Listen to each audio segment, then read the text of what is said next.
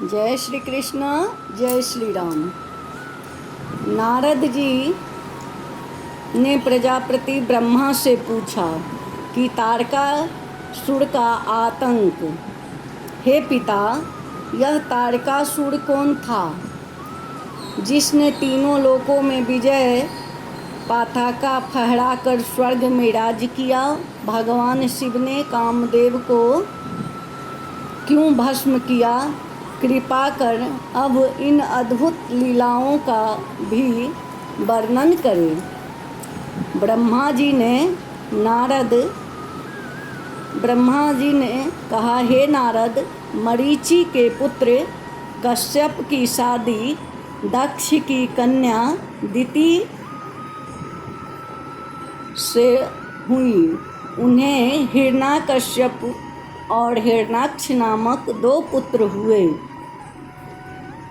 जिन्हें श्री हरि विष्णु जी ने 12 और नृसिंही रूप धारण करके मारा। इसके बाद दिति ने 10,000 वर्षों तक तप करके कश्यप ऋषि द्वारा वज्रांग जैसे पराक्रमी पुत्र को अपना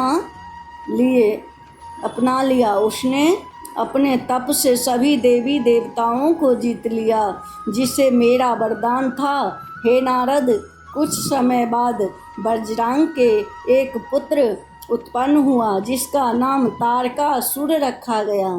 उसने 100 वर्षों तक तपस्या करके इंद्रलोक तक अपना स्वामित्व स्थापित कर लिया। हे नारद, मैंने उसे उसकी तपस्या से प्रसन्न होकर वर मांगने को कहा था। तब उसने कहा कि हमारी मृत्यु केवल शिव पुत्र के हाथों हो।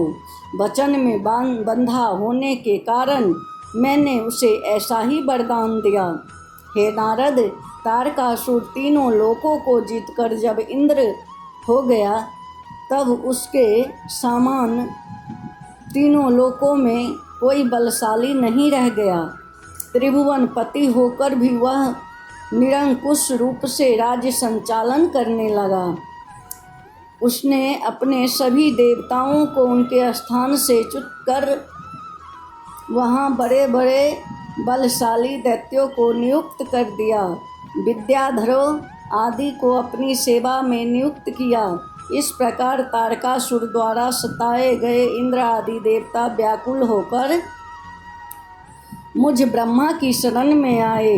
उन सबने मुझे प्रजापति को प्रणाम सत्वन करते हुए निवेदन किया, प्रभु, आप ही हमारी गति है, हम आपकी शरण हैं। आप ही हमें कर्तव्य बोधों कराने वाले हमारे उद्धारक हैं। हे पिता, हम लोग तारकासुर से अत्यंत त्रस्त एवं दुखी हैं। जिस प्रकार सन्निपात ज्वर में सभी औषधि व्यर्थ हो जाते हैं, उसी प्रकार असुर ने हमारी शक्तियों को निरर्थक कर दिया है और हमें बलहीन बना दिया है। हमें सुदर्शन चक्र पर बड़ा भरोसा था, परंतु भगवान का यह शस्त्र भी उसके कंठ पर खुंडित हो गया। इस प्रकार देवताओं को व्यर्थपूर्ण बातें सुनकर मैंने उन्हें सुझाव दिया कि हे देवता, मेरी वरदान के कारण दैत्य इतना उद्धत हो गया है, किसी देवता द्वारा उसका वध होना संभव नहीं है। यहाँ तक कि मैं विष्णु और भगवान शिव भी उसे नहीं मार सकते। इस पर भी तुम लोगों का सारा कार्य भगवान शंकर द्वारा संपन्न होना संभव है।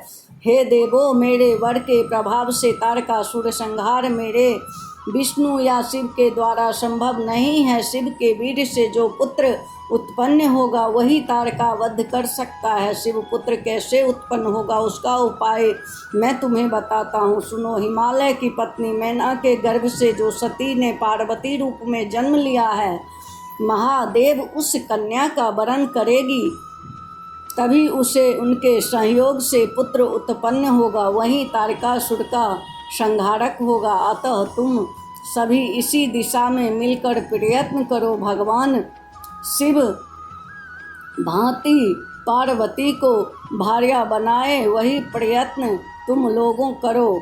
मैं तारक को स्वर्ग छोड़ने के लिए प्रयत्न करूँगा। हे नारद, ऐसा कहकर मैं तारका के पास गया और उससे कहा, हे तारक, मैंने तुम्हें स्वर्ग का राज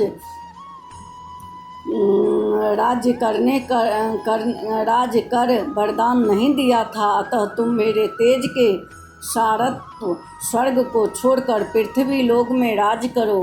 देवताओं के योग्य जितने भी कार्य हैं वे सब तुम्हें वहाँ उपलब्ध होंगे। इस प्रकार सुझाव देने पर तारक स्वर्ग लोक को छोड़कर पृथ्वी लोक पर चला गया। सूत जी ने बोले, हे ऋषिगणों, ब्रह्मा जी द्वारा बताए गए मार्ग का अनुसरण करते हुए देवताओं ने शिव पार्वती से विवाह करने के लिए प्रेरित करने का उद्योग प्रारंभ कर दिया और इस कार्य में कामदेव का सहयोग लिया गया, जिससे वे शिव को मोहित करे। देवराज ने कामदेव को स्मरण किया। बोलिए जय श्री कृष्णा, जय श्री राम, जय भोले शंकर।